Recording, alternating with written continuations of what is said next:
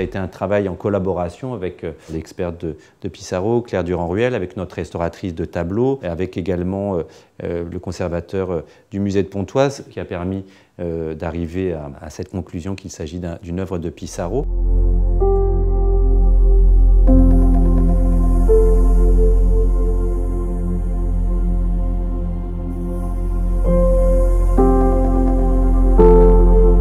Des milliers de touches qui sont posées les unes sur les autres. C'est un tableau qui a demandé beaucoup de temps et d'heures de travail. Quand on regarde le tableau, on voit un paysage, mais en fin de compte, quand on passe du temps, on se rend compte des détails du tableau, de la technique utilisée. On se rend compte par exemple qu'il y a un petit personnage derrière un arbre qu'on ne voit pas au premier abord.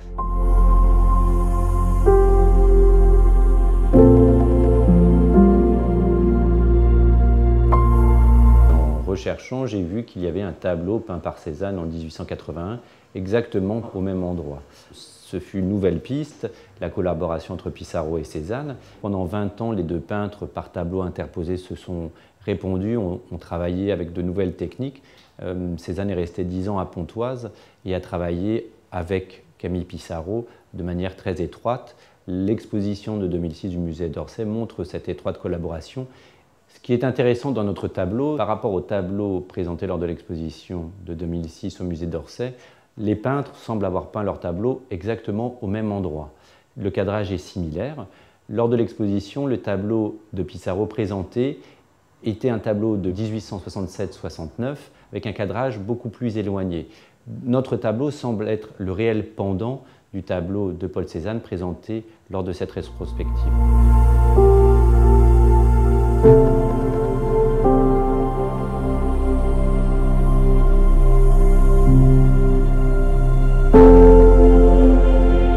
Cézanne et Pissarro, aussi durant cette période, utilisaient de nouvelles techniques, et notamment dans un tableau de Pissarro de 1877, La Côte des Bœufs, il est mis en avant dans cette exposition une technique qui s'appelle la technique en réserve. Pissarro laisse en réserve, notamment de chaque côté des troncs et au niveau des maisons, une infime ligne qui n'est pas peinte, pour donner à la fois de la profondeur et une dimension et une grandeur à son tableau. Il est apparu qu'on était sur une technique similaire.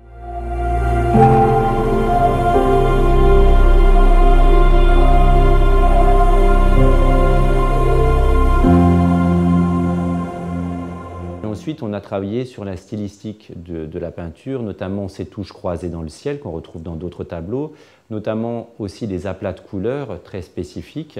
Également une technique qu'il utilise dans d'autres tableaux, à savoir qu'il utilise des couleurs dans le bas du tableau, dans le sol, qu'il réutilise dans les toits. Donc en fait, notre travail a été vraiment un travail d'enquête et d'observation minutieuse sur les touches, sur les couleurs et sur évidemment le sujet, puisque c'est un des sujets qu'il a énormément peint tout au long de sa carrière à Pontoise.